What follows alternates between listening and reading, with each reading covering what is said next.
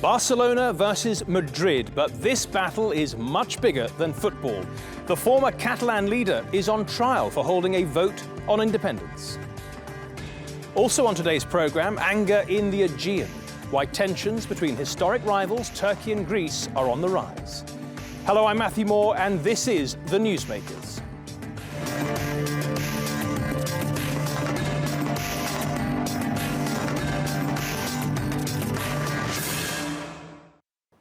Well, it was a symbolic gesture that could have very real consequences. The former leader of Catalonia is facing a 10-year ban from public office for organising a vote on whether the region should break away from Spain. The 2014 referendum wasn't binding, but the Spanish government says it did violate the constitution. Now, this is the man Madrid accuses of disobeying the state. Artur Mas, he says the vote was a democratic right to express the will of the Catalan people, and more than 80% who voted in the poll wanted independence from Spain. Well, thousands of Catalan separatists have protested outside the courthouse, arguing the case is politically motivated. Today's newsmaker then is Artur Mas and the fight for independence.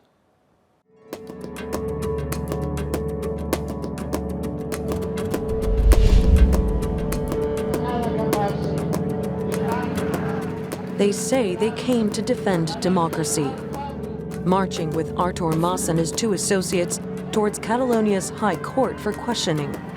The alleged crime? Going ahead with a referendum to separate Catalonia from Spain after a top court banned the vote. I will be the first president of a democratic country to be judged under the penal code, only because we let people vote in Catalonia. So my feeling is that we are defending more than a Catalan issue. We are defending democracy. If convicted, they could be banned from public office for up to 10 years. But the trial is already stoking the separatist quest.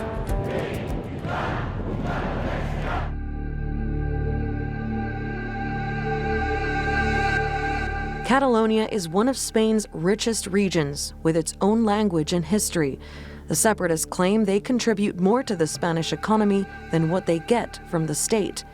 But Madrid says the local government is corrupt and in debt.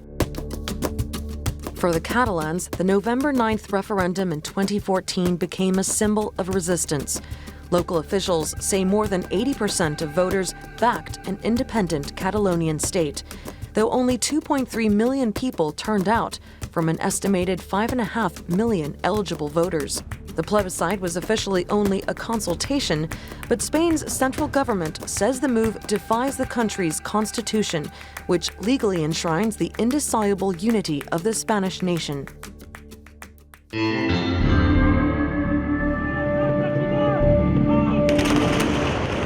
The Catalans say their democratic right to vote is being denied, and that Prime Minister Mariano Rajoy's refusal to hold a referendum makes him authoritarian. No va a haber independencia de Cataluña. No la va a haber. The region's new leader, Carles Puigdemont, has promised another vote in September with or without Madrid's consent. But the central government could respond by closing down public schools to stop polling or withhold civil servant salaries. It's an unprecedented standoff, and no side looks prepared to blink first. Sandra Gatman, The Newsmakers. Well, to discuss this further, I'm joined by Adrià Alsina from Barcelona. He's a professor at Vic University and a campaigner for Catalan independence. We're also joined by Javier Nart. He's a member of the European Parliament, and he's joining us from Brussels. Mr. Nart, if I may start with you. Outside the courthouse, we saw some rather extraordinary scenes. 40,000 people, by some estimates, out in force to support Artur Mas. Tell me, do you think that the central government has made a mistake here in prosecuting him, perhaps making him a folk hero? I mean, the central government can prosecute as much as they can, but the problem, or the point, it is the judges to decide. Public prosecutor in Spain presents a case, and then the judge decides if the case is correct to open a case, a criminal case or not. So the problem and the point is not the central government. The judiciary is independent in Spain. If you are using public assets privately, it's a crime. and you have to be prosecuted, and then the court is to decide. But the problem with nationalists is that they victimize themselves in the way that they present what is just a normal case, because they have theoretically broken the law and they are in front of a court as any other citizen of the world. Okay. But I am the representation of Catalonia. This is sociological franquism. Let us pick up on that point then. Artur Mas says independence isn't on trial here, democracy is on trial, and he argues that it's essentially politically motivated. He didn't do anything wrong. Well, let me say then, yes, Italy indeed, and France and Germany, they are undemocratic countries because they don't accept referendums at their own nations, as well as all the countries in Europe or in the world, with the exception of Canada, the United Kingdom, and Ethiopia. So please, this is not a question of exceptionalism. It is a question of respecting the law. If you are out of the law, you are out of democracy. Because, I mean, no political idea in democracy could break the law, because the law is the scope. It is, let me say, the frame where civil rights and political rights have to develop. Adria Alsina, isn't that true? The law takes precedent over people's feelings and demands. Well, yes, exactly. That's what happens in authoritarian states, that the people eventually have no say on the law and they have to abide by the law, whatever it happens. I think what we have here, and it's very important to understand, is that we have a political problem. We have a majority of Catalans expressed in their own parliament that want to vote, that want to decide on their relationship with the rest of Spain, with the Spanish state. And we have a Spanish state and a Spanish government that is not willing to take this decision seriously. So what the government, the Spanish government says, or what the Spanish government does, is to hide under the shield of the Spanish judiciary system. And the state attorney, and it's important to mark this as well, the state attorney is part of the Spanish government, is the one who started this whole process against Artur Mas because they couldn't stand a negotiation, a whole full-fledged negotiation like the one they had in the United Kingdom. Javier Nart, I mean, let's deal with the Constitution. The Spanish government says it legally enshrines the indissoluble unity of the Spanish nation, so that, in a sense, it would prevent such a referendum from taking place. But of course, other people would argue that the Constitution is for the benefit of the people, and the people in Catalonia would like to see, overwhelmingly would like to see, a referendum. Well, in the last three elections, even let me say, the so-called referendum of December 2016 and the two further elections that took place, separatists were minoritarian. Even they accepted that they failed. Thereafter, they said, well, we have more seats at the parliament. They had more seats at the parliament because they have no more votes. Inside Barcelona, inside Catalonia, I mean, in the countryside, they are overrepresented. That's quite logical because you cannot put the same representation in the town of Barcelona or in out Barcelona, because then Barcelona will be, as it is, more than half of Catalonia. But it doesn't mean that because we have more parliamentarians, they have a majority. And second, if there is a movement towards independence, my question is the following. If Barcelona, Hospitalet, Badalona, and Terrassa, and Sabadell, and Reus, and Tarragona, and many other places, they vote against, they have to be in favor of independence because in Lérida or in Gerona, they are in favor. We have to accept. I mean, there is a saying that Javier Arzayus, that was the former leader of the Basque nationalist country, he said, if we have more independence, we will have less territory. At the end, the problem is we are going to divide the people or not.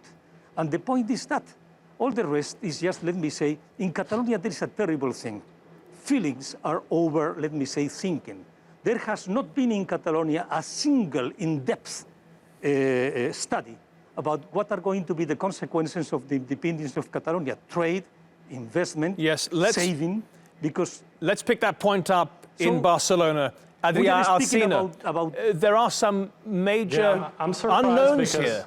Mr. Nart Mr. Nat might not have read them, but there's literally hundreds of books being printed every year on the subject of independence, pro and against independence. Mr. Nart himself has written extensively against independence, so I'm surprised that he's saying that there's no study on independence. Mr. Nart also said something very surprising, which is that in Barcelona there's no majority pro-referendum. In Barcelona there is a majority pro-referendum. We have a mayor that is a pro-referendum and has said it repeatedly. And in the whole of the country, not only we have a parliamentarian majority pro-referendum, but also an enormous majority of the votes that were cast in the elections of September 27 last year were also in favor of the referendum, not necessarily in favor of separation, but obviously in favor of the referendum. So Mr. Nart again is using the rhetoric of the Spanish government to hide away from a very clear political reality, which is there is a majority in Catalonia who demand something that's entirely possible within the Spanish constitutional frame, but the Spanish government does not will to negotiate over, which is a referendum which is giving the voice to the people. And this is a very clear political matter and political issue. Let us look to the very near future, Javier Nart. Catalonia's current government, led by Carles Puigdemont, has promised to hold another referendum, one that he would say is binding by September.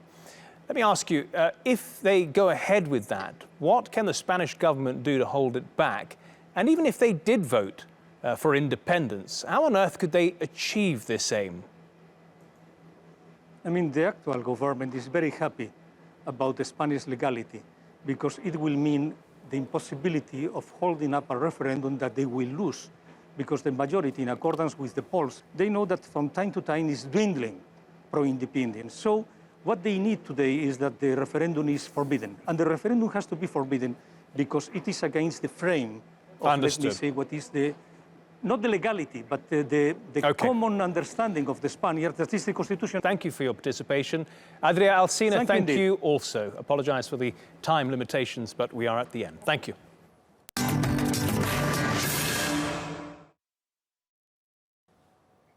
Well, on the other side of the Mediterranean, growing tensions between two NATO allies risks reviving old hostilities. Turkey and Greece's history has been scarred by periods of violence and dispossession.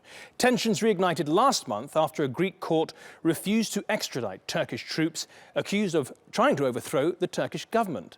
In response, Turkey threatened to scrap their refugee deal. Then came a standoff in the Aegean Sea and allegations of airspace violations. Randolph Nogel reports now.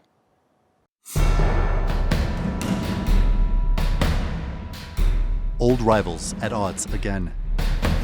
Tensions between Turkey and Greece have reignited, most recently over who owns these tiny islands in the Aegean Sea.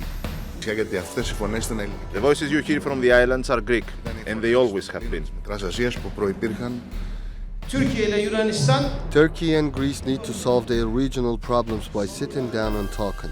We do not accept anyone making irresponsible and provocative statements. Uninhabited, yet hotly contested, the two NATO countries almost went to war over them in 1996. The standoff soon fizzled out after intense international diplomatic pressure. But it's not the only issue of sovereignty that has brought the two nations to the brink of armed confrontation.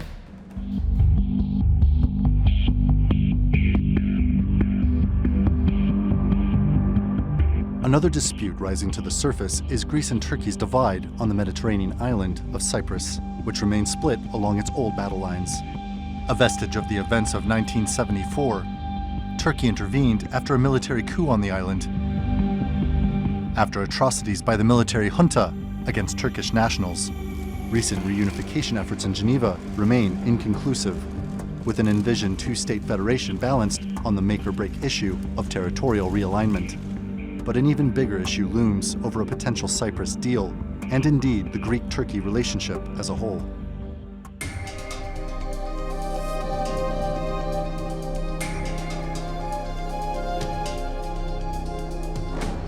Yunanistan'la aramızda There's a migration deal we signed, including a readmission deal with Greece. And we are evaluating what we can do, including the cancellation of the readmission deal with Greece.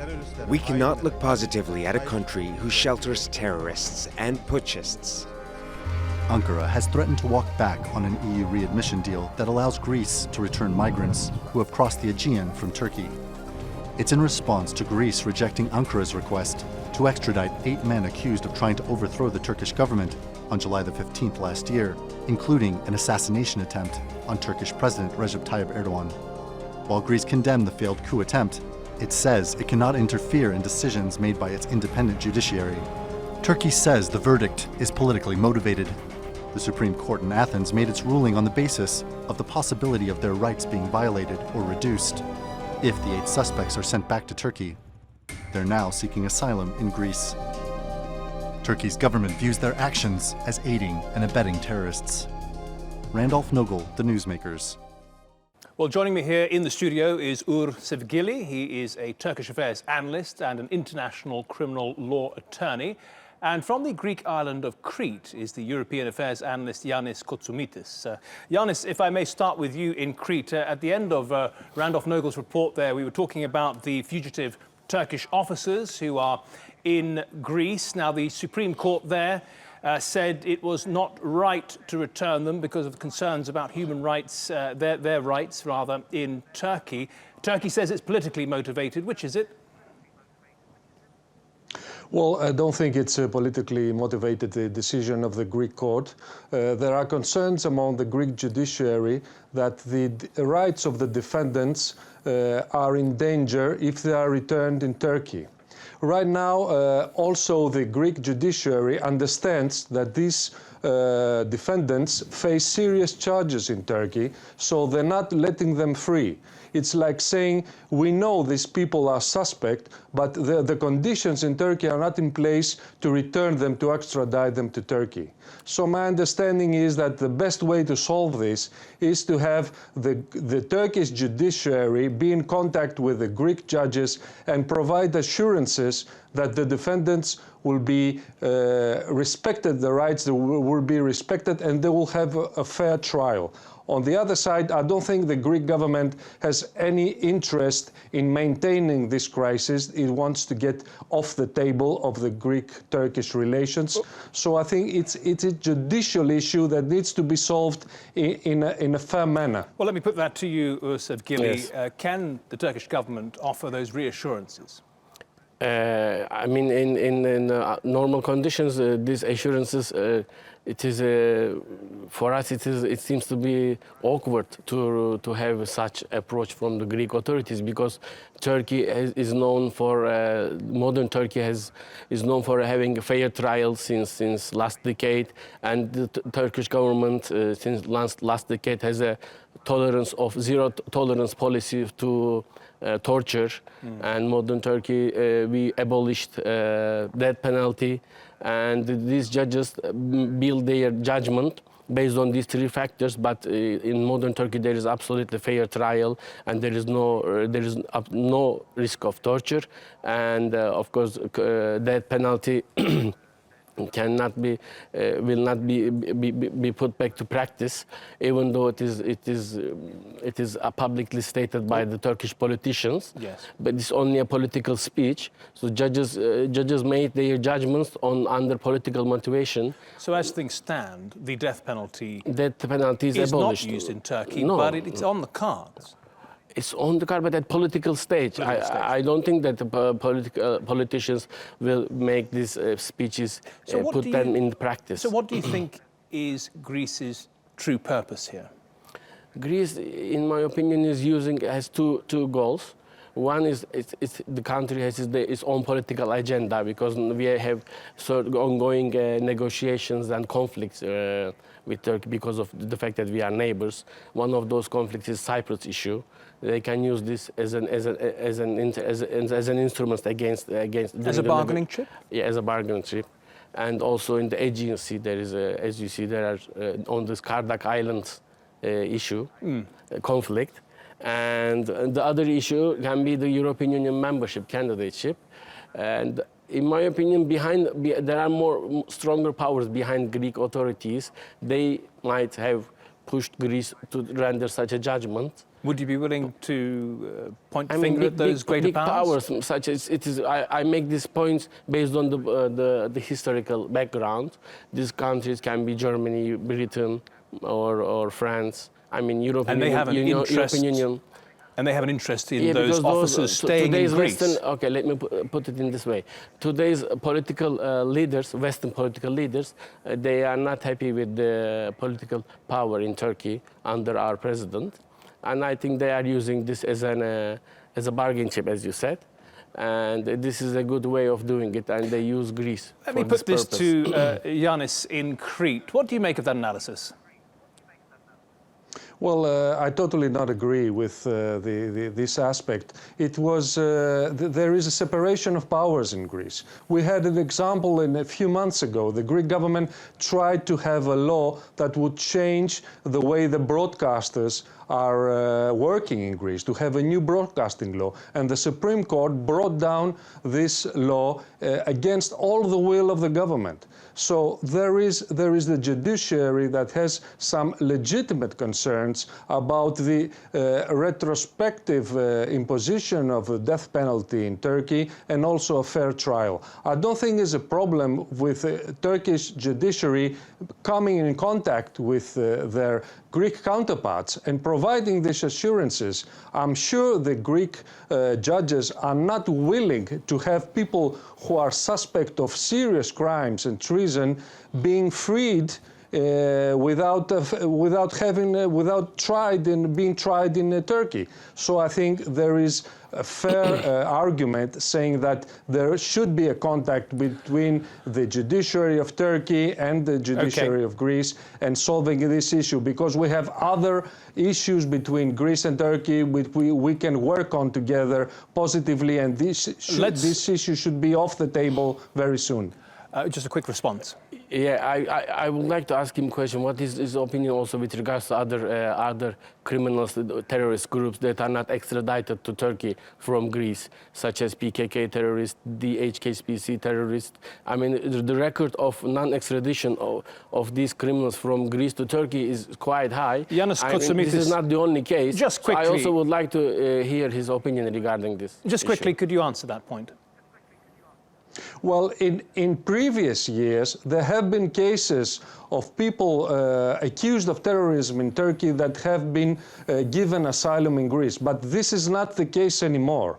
Left-wing terrorists of DHCP have been extradited to Turkey in recent years, and there's absolutely no tolerance for PKK terrorists being tolerated in Greece. Right. So it could be a case for very, very long time ago, but not anymore. I just want to quickly touch on some of the other issues that you both raised. Yanis, if you could just describe to me this situation over the islands in the Aegean. We know that Turkey's Chief of General Staff visited the islands in January. What kind of signal did you take that to give?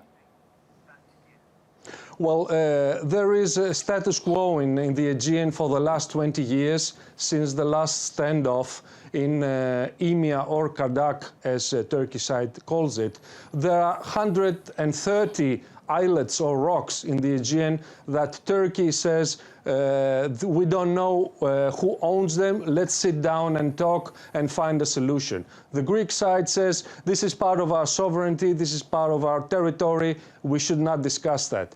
I think at some point the two countries will come down and discuss this issue, because there are much, much larger issues between the two countries to work together. There is the Cyprus issue, that there is a ray of hope now to have a solution in the next months. There are the energy projects, which I think Greece would be happy to have the Turkish stream coming to Greece. So we have much, much larger issues rather than sticking to this old bring this back to the studio for a last answer, Ursef Gili. If we could just turn to the issue of Cyprus, just to touch on the last topic here. There was, as Yanis said, a ray of light, but the talks seem to have stalled somewhat. What's next? I actually agree with the approach of Yanis, because his approach vis-a-vis all these conflicts is in good faith. I can see that. But unfortunately, Greek politicians to date are always allow themselves to be used by big powers behind them. They might have different interests and they might have different agenda. But if Greek politicians act in good faith, regardless of the big powers, whatever they say to them, if they act good faith to Turkey, I'm sure we will solve all these problems in a very short period of time. Because at the end of the day, we will stay in these lands, in these both lands, and we will stay neighbors for thousands of years. And God knows what happens to European Union or other big powers. But whatever happens in the world, we will always be neighbors here. So we should solve our problems with our own acts, and we should not let other big powers to involve. We should not involve them for our own problems.